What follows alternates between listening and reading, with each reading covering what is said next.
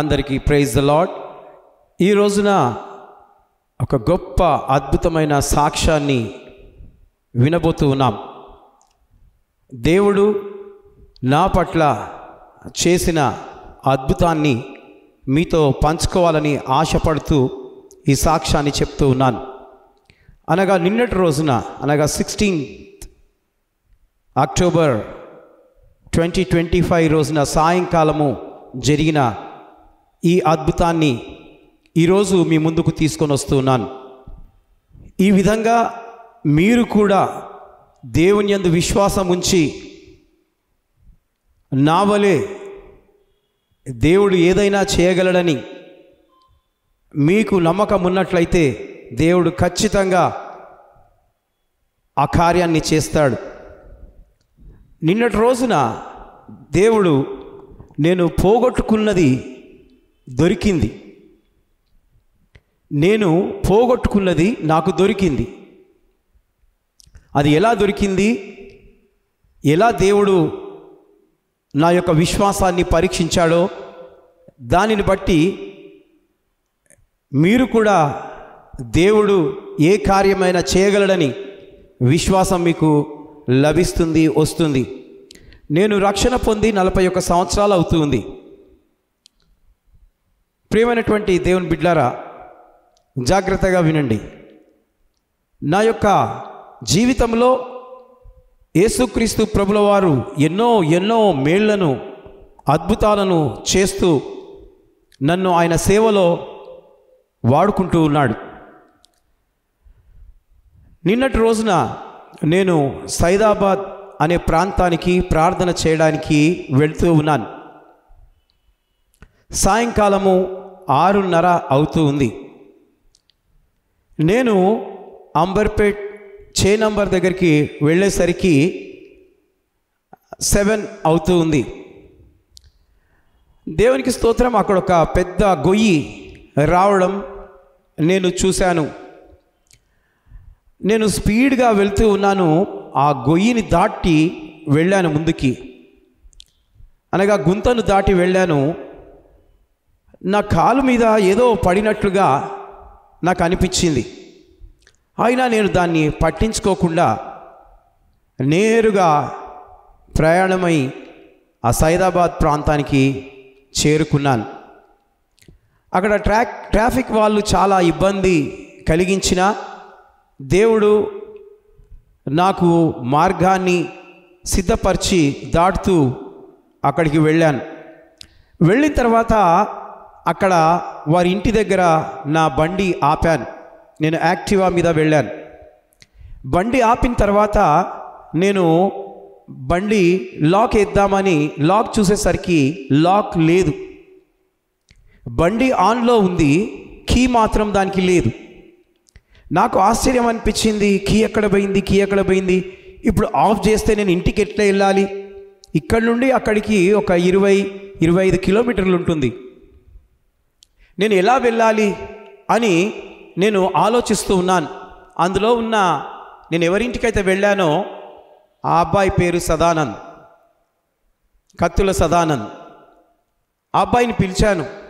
నీ దగ్గర ఏదైనా డూప్లికేట్ తాళం చేయి ఇట్లా ఉందా అని అడిగాను. ఆ అబ్బాయి అన్నాడు, అంకుల్ తాళం చేతులు ఉన్నాయి, కానీ ఈ బండికి వస్తుందో రాదో అని అన్నాడు.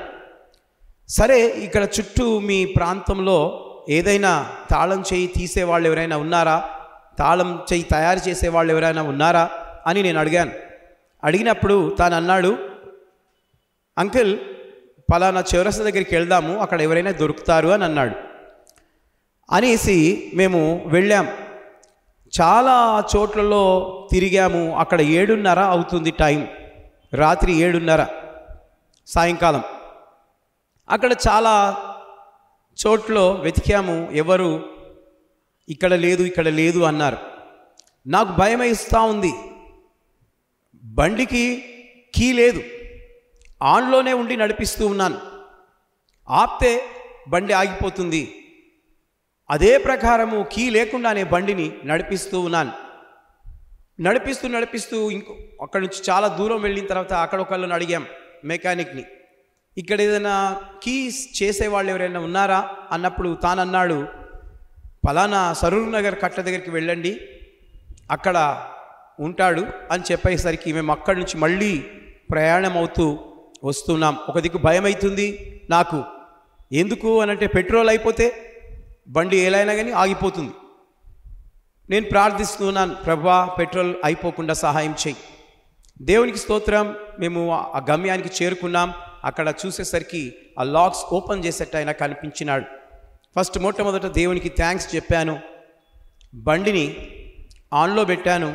ఆయన దగ్గరికి పరిగెత్తుకొని వెళ్ళాను. అయ్యా, నా బండి ఇలా కీ వెళ్ళిపోయింది, నాకు కొత్త కీ కావాలి అని నేను చెప్పాను.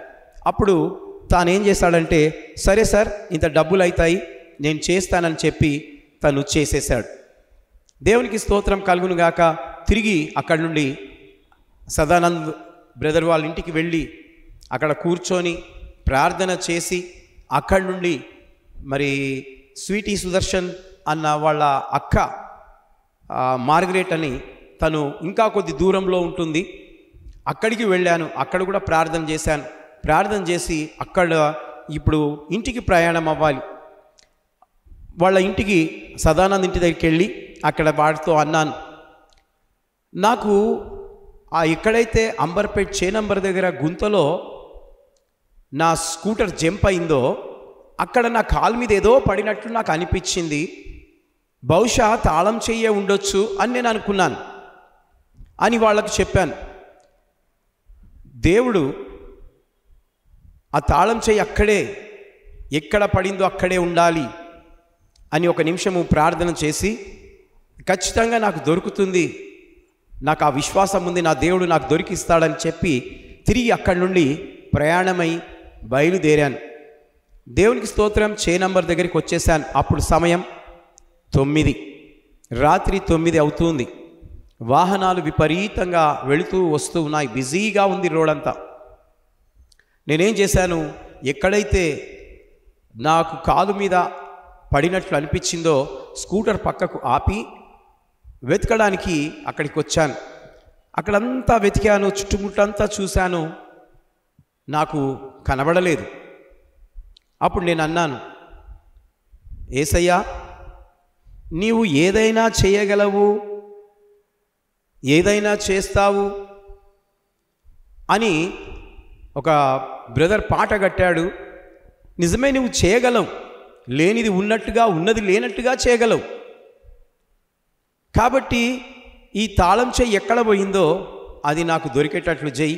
నేను రేపు సాక్ష్యాన్ని పంచుకుంటాను, నా సాక్ష్యం అనేకులకు వినిపిస్తాను ప్రభువా అని నేను ప్రార్థన చేస్తూ ఆ పాటను జ్ఞాపకం చేసుకుంటూ వచ్చా. దేవునికి స్తోత్రం. 2 గొయ్యిలున్నాయి, గుంటలు 2 ఉన్నాయి. మొదట వెతికాను, అక్కడ దొరకలేదు. ఇంకొక గుంత దగ్గరికి వెళ్ళి వెతికాను. దేవునికి స్తోత్రం. అంతా చీకటి, నైట్ 9 o'clock అవుతుంది. అంత చీకటి, వాహనాలు పోతున్నాయి వస్తున్నాయి, నాకు కనబడడం లేదు. అయినా ఏదైనా ఆ యేసయ్య చేస్తాడు. హల్లెలూయా. కాబట్టి నేను ఇట్లా చూసేసరికి తాళం చెయ్యి అక్కడే ఉంది. హల్లెలూయా. దేవునికి స్తోత్రం. 7 గంటలకు పడిపోయిన తాళం చెయ్యి రాత్రి 9 గంటల వరకు ఆ రోడ్డు మీద అక్కడే పడి ఉంది. ఎవ్వరూ దాన్ని ముట్టలేదు, తీయలేదు. ఎందుకు అంటే నా యేసయ్య ఏదైనా చేయగలడు. కాబట్టి దేవునికి స్తోత్రం. దేవుని బిడ్డలారా, ఆ తాళం చెయ్యిని కింది నుంచి తీసుకొని జాగ్రత్తగా మరి నా జేబులో పెట్టుకొని దేవునికి థ్యాంక్స్ చెప్పాను. అయ్యా, నీకు కృతజ్ఞతాస్తులు చెల్లిస్తున్నాను, ఈ యొక్క పోయిన తాళం చెయ్యి తిరిగి నాకు దొరికేటట్లు చేస్తావు. ప్రియమైనటువంటి దేవుని బిడ్డలారా, బైబిల్ గ్రంథంలో ఒక చక్కటి మాటను మనము చూస్తాం. ఇది మీరు చదువుకోవాలని కోరుతున్నాను. లూకా సువార్త 15వ అధ్యాయము 6వ వచనము, 9వ వచనము, 24వ వచనము, 32వ వచనం. ఇందులో చక్కటి మాటలు మనము చూడగలం. ఏంటనంటే, ఒక వ్యక్తికి 100 గొర్రెలు ఉంటాయి. 100 గొర్రెలలో 1 గొర్రె తప్పిపోతుంది. అప్పుడు ఆ కాపరి ఆ 99 ఉన్నందుకు సంతోషించాడు, కానీ ఆ పోయిన ఒక్కదాని గురించి తను బాధపడుతూ ఉంటాడు. అది తప్పిపోయింది, ఎక్కడ ఉందో, అది తిరిగి దొరికితే బాగుంటుంది. తన ఆలోచన ఆ విధంగా ఉంటుంది. ఆ గొర్రె దొరికినప్పుడు తను చాలా సంతోషిస్తాడు. నిజమే దేవుని బిడ్డలారా, మరి నా విషయంలో కూడా అదే జరిగింది. తాళం చెయ్యి పోయింది, కానీ తిరిగి దేవుడు దొరికించాడు ప్రార్థన ద్వారా. రెండవది, అక్కడ ఒక స్త్రీ ఉంటుంది. ఆమెకు 10 నాణ్యాలు ఉంటాయి. ఒక నాణ్యము ఇంట్లో పోగొట్టుకుంటుంది. ఆమె ఏం చేస్తుందంటే చీపిరి తీసుకొని ఇల్లంతా ఊడుస్తూ ఉంటుంది. ఊడుస్తూ ఇరుగు పొరుగు వారికి కూడా చెప్తూ ఉంది, నా కాయిన్ పోయింది అని. దేవునికి స్తోత్రం. ఆ కాయిన్ ఆమె ఊడుస్తుండగా దీపం పెట్టి ఆ కాయిన్ దొరుకుతుంది. అప్పుడు తిరిగి ఆమె ఏం చేస్తుందనంటే ఆమె ఇరుగు పొరుగు వారికి అందరికీ చెప్తుంది, నా పోయింది తిరిగి నాకు దొరికింది అని. నిజమే దేవునికి స్తోత్రం. దొరికితే చాలా సంతోషం, పోగొట్టుకుంటే వేదన, బాధ. కాబట్టి ఆ దొరికింది.